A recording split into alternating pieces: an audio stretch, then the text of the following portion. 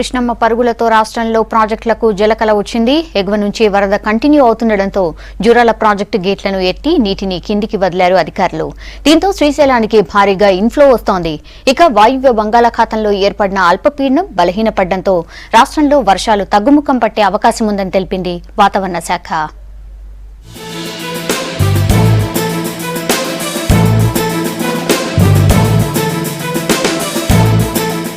రాష్ట్రంలో కృష్ణమ్మ పరవళ్లు తొక్కుతోంది. మహారాష్ట్రలో కురుస్తున్న వర్షాలతో ప్రాజెక్టుల్లోకి భారీగా ప్రవాహం వస్తోంది.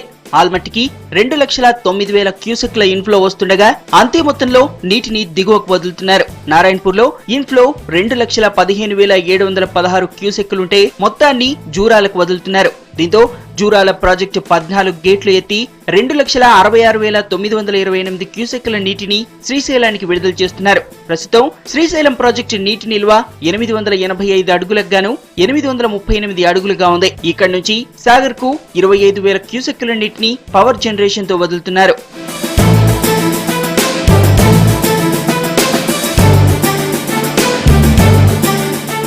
గోదావరి బేసిన్లోనూ ప్రాజెక్టులకు ఇన్ఫ్లో భారీగానే నమోదవుతోంది. శ్రీరామ్ సాగర్ కు 23,200 క్యూసెక్ల ప్రవాహం వస్తుండగా వరద కాలువ, సరస్వతి, లక్ష్మీ కాలువలకు 11,000 క్యూసెక్కులు వదిలిపెడుతున్నారు. ఎల్లంపల్లి పూర్తి స్థాయి నీటి మట్టానికి చేరింది.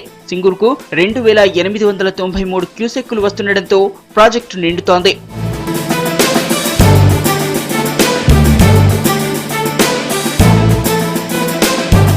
మరోవైపు ఇవాల్టి నుంచి రాష్ట్రంలో వర్షాలు తగ్గుముఖం పట్టే అవకాశం ఉందని తెలిపింది హైదరాబాద్ వాతావరణ కేంద్రం. వాయువ్య బంగాళాఖాతంలో ఏర్పడిన అల్పపీడనం బలహీన పడుతున్నందున వర్షాలు తగ్గే అవకాశం ఉందని తెలిపింది. వచ్చే వారం పాటు ఓ మోస్తారు వర్షాలు కురుస్తాయని Telangana state development planning society వెల్లడించింది.